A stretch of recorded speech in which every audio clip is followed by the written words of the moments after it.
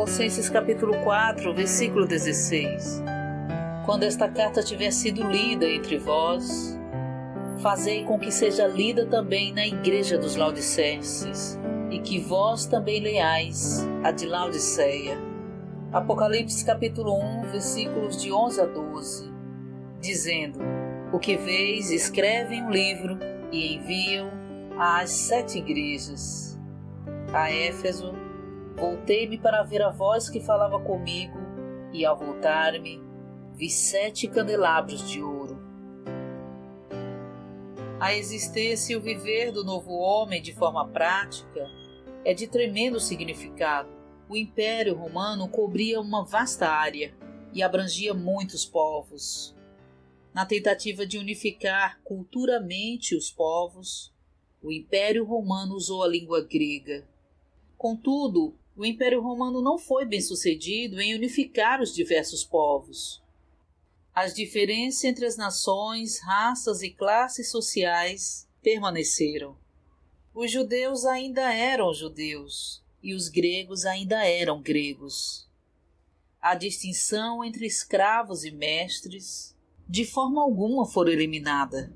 Mas apesar de todas as diferenças entre nacionalidade, raças e classes, havia na terra de forma prática o novo homem criado em Cristo Jesus.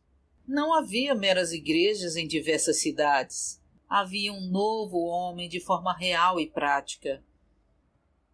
É vergonhoso para uma igreja isolar-se das demais. Como é errada a atitude de nos separar de outras igrejas locais, temendo que elas interfiram em nossos assuntos ou nos perturbem. Qualquer igreja que mantenha tal atitude só tem consciência de si mesma e não da totalidade do novo homem. Os que insistem nessa atitude fazem com que o novo homem seja fragmentado, partido em pedaços. No entanto, muitas igrejas e muitos crentes individuais têm a atitude de que deixarão os outros em paz se os outros os deixarem em paz. Não se importam com a igreja em outras cidades e não querem que outras igrejas se envolvam com eles.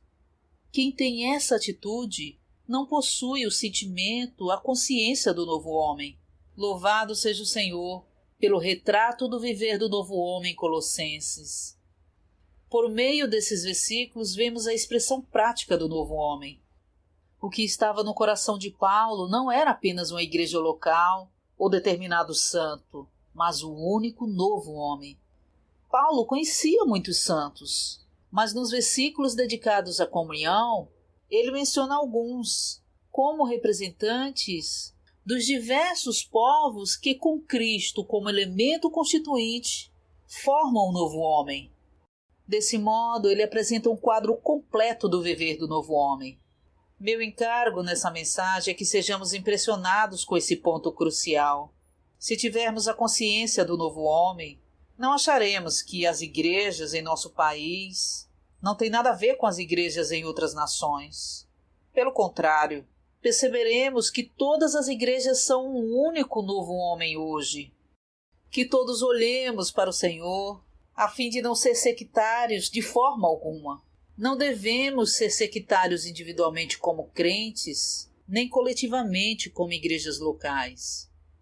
Se na época de Paulo, quando viajar não era fácil, havia trânsito entre as igrejas, quanto mais deveria haver hoje, com todas as facilidades modernas. Por meio do trânsito entre as igrejas, experimentamos de forma prática o viver do novo homem.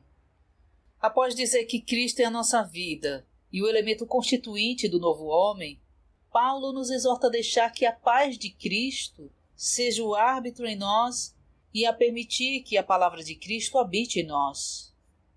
As divisões culturais da humanidade vieram a existir em Babel, mas de acordo com Efésios capítulo 2, versículo 15, a morte de Cristo na cruz aboliu todas as ordenanças e diferenças culturais e as eliminou. O propósito de Cristo ao fazer isso foi criar em si mesmo um só novo homem e assim fazer a paz. E é essa paz, a paz de Cristo, que Paulo se refere em Colossenses.